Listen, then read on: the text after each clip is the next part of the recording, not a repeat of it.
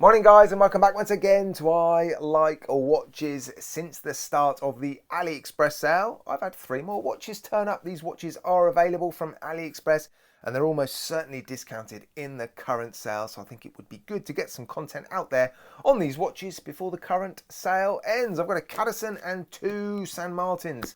I'll be showing you the Cadisen in this video. I'll be running through all the facts, figures, stats and specifications, green thumbs up, red thumbs down, some lovely macro shots. There will be some affiliate links in the video description if you head over to AliExpress via those links and buy stuff.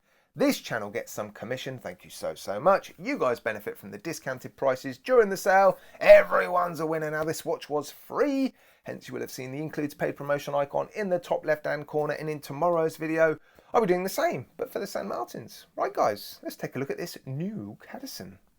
Right, let's run through some prices and the movement. This watch is available from the Cadisen official store. It is the C8207, and they've sold a decent number of these watches already. It's not been out that long at all. There are quite a few options available, and the prices in the sale vary quite a bit. You can get it on the rubber strap as cheap as $82 with the discounts all thrown in, but if you want this creamy coloured one on the stainless steel bracelet, the cheapest I was able to get this one for in the sale is $107. Those prices equate to €82 or 107 euros, or the cheapest watch in pounds is £69 up to £90 again for this watch. These prices are excluding taxes and shipping if it applies. The watch contains the NH35. It beats at 21,600 beats per hour. Hacks hand winds. This one is running superbly. Look at that. Fantastic accuracy, great amplitude and beat error. Yeah, very good. Right, and there it is. I've removed all the plastic, resized it for my wrist. Move the hands out of the way, put some power into the NH35. It's a good looking watch, isn't it? Obviously, it's a homage watch, but I think they've done a decent job. It doesn't look too big, too thick or too heavy. I do like the colour of the dial, actually. It's a creamy colour. It's not supposed to be white. So yeah, I quite like it. I'm not convinced by the colour of the Lume on the applied indices. It's a sort of dirty, I don't know, bluey, I don't even know what that colour is. It almost looks like a bluey grey, doesn't it? But yeah, nice looking watch. Let's give you some dimensions first, I think. The bezel looks to be fractionally bigger than the case, so the bezel diameter is 38mm exactly. Case is a touch smaller, just under 37mm. Thickness is 12.5. Lug to lug, 46 exactly. We do have male end links, so the overall length is about 51. 18mm lug width, that's a surprise. There is some taper down to roughly 16 and back up to 18.5 at the clasp. On the supplied strap, set up for my 7.25 inch-ish wrist, it now weighs 131 grams. While that's warming up, let me show you the strap. A nice silicone strap, actually. It's unbranded, which isn't a bad thing. It means you can wear this strap on any watch, and it's 18mm wide. I don't have too many 18mm straps, and it's got this nice sort of weaving pattern on it. Nice hardware as well. They've sent a tool and some spring bars. So yeah, I'm looking forward to seeing this watch on this. Well, it is a silicone strap, so it will be a bit of a lint magnet. But yeah, I quite like it. Very nice. Right, we're all set up and ready to go. The crystal is sapphire crystal. No AR coating, I don't think. I can't see any blue hue. Of course, it could be clear, but it doesn't look like there is any AR coating, and there's no reference to it on the listing that I could see. It is a flat piece of sapphire crystal, though. A signed screw-down case back with some specifications, a screw-down crown with the Cadisen logo. It is 200 meters of water resistance. Nice. Diver's bezel, 90-click unidirectional bezel. Let's have a little fiddle. Oh, it's nice. Resistance is a little light, but those clicks are nice and crisp. The resistance feels even all the way around. Let's check out the alignment. That is the closest one to the center. It is fractionally to the right, isn't it? But the alignment on the dial, I've checked it. it looks pretty good. All those applied indices, yeah, look yeah, close enough, I think. The case is made predominantly of stainless steel. That would be case back crown, some of the bezel, the bracelet, and the clasp. The bezel insert, I'm not actually sure.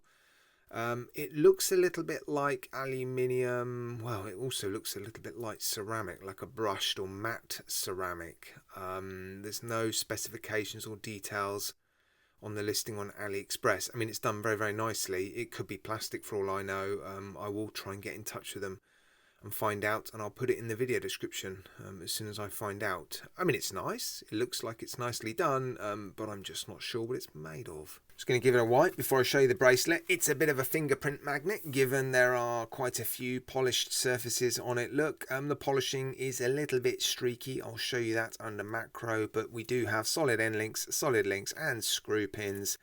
And a fairly substantial sort of milled clasp, fairly traditional in its appearance. You have this safety latch and this lift latch here, and then you've got a signed Cadisen name on the polished element here. Now there is a diver's extension. First problem with this watch is it doesn't engage at all. The spring bar is just too thin for the actual diver's extension to hold itself, so it is permanently undone. You do have the micro adjustments in there, so it doesn't slide in and out. It holds itself where it's supposed to be. You just can't make use of this on the fly adjustment because, well, it just never holds itself. Look, there's no clicks, it just sort of flops around. But on the whole, the clasp is okay. Some of the corners are a little bit crisp. Yeah, so you have to be careful with clasps like this. I wouldn't say they are overly sharp. But that back edge there does feel crisp. Right, let's show you the lume. I don't think the bezel insert is fully lumed. It doesn't appear to be. Decent lume on the hands by the looks of it. Giving it a quick boost with the UV torch so we can see it in all its glory. 3, 2, 1. Yeah, looks all right actually, doesn't it? I have my doubts. Usually lume is the first thing to be compromised on super affordable watches. I don't know how well this is going to last, but the initial lume burst is good, and that's usually a decent indicator as to whether or not it's going to last well. The lume pip doesn't look fantastic, look, and maybe the hands are fading already quicker than the lume on the applied indices. But yeah, overall it looks okay. Right, let's now run through some of this watch's strengths and weaknesses, and I'm going to put it down for a second to show you once again this extra free strap that was thrown in. That's a bit of a bonus, isn't it? I like it. It feels like one of the better free straps that I've been sent. I'm assuming this comes with the watch. If it does, yeah, I think you'll be quite pleased with it. Decent hardware. It will be a bit of a limp magnet, but I like the pattern on it. It feels well made, nice material. Yeah, very nice. Next one is, well, the movement, NH35, and the accuracy, fantastic on this one. No idea if they are regulating them before they come out for them to be this accurate or whether or not I've got lucky. But yeah, I'm happy with that. The next one is just the overall specifications. Cadisen are amongst the best for offering best bang for buck when it comes to price versus specifications. There are some weaknesses on this watch, which I will come to in a minute. But overall, you know, decent specifications, and this watch can be had for around $100, under $100, depending on the option. So yeah, just generally good specifications. The next one is how it looks. I think this one does look really, really good, actually. I do like the bezel insert. No idea what the material is. I do like the colour of the dial. It's not perfect. I like the size, though, and the dimensions. That's another strength. So it looks good, great size, great proportions, great dimensions, yeah, and the dial alignment bang on, and bezel's a little bit off, but yeah, I'm happy with the overall alignment, I think. Bezel action, it is nice, a touch light, I've already mentioned it, but nice crisp clicks. Yeah, that's one I could fiddle with on a daily basis, easily. Now the finishing of this case sort of sits in between the strengths and the weaknesses. It is both a strength and a weakness. The case finishing is actually very nice. The polished surfaces are, yeah, fairly flat and smooth and mirror-like, and the brushing on top is circular and it seems very nicely done. So case finishing is good. Bracelet finishing not so good. The polished surfaces are quite streaky. Just overall it doesn't feel as good quality as the case does. It doesn't feel like poor quality. it just isn't finished quite to the same standards as the case. So yeah, the first weakness then, I guess, is just the polishing on the bracelet and just the overall feel of the bracelet. It just feels, yeah, not quite as good as the case. The lume as well. The lume colour on the hands doesn't match the applied indices. The lume on the applied indices just looks a bit dirty, doesn't it? And I'm not convinced that the lume on the hands and that lume pip is going to last particularly well. I suspect the lume in the applied indices is a different colour because there's just more of it. So I think the applied indices are going to last pretty well, but the hands not so much, unfortunately. And the diver's extension, I can't forget that. That's obviously a weakness, isn't it? A real shame that they've given you this on the fly adjustment and you just can't use it. Just can't use it, look. Impossible. And the lack of AR coating, but again, a little bit like sort of weak lume, AR coating or crystal with AR coating is generally something that gets sacrificed when manufacturers are making watches that they want to sell for around $100. So yeah, it's just one of those things we're going to have to accept.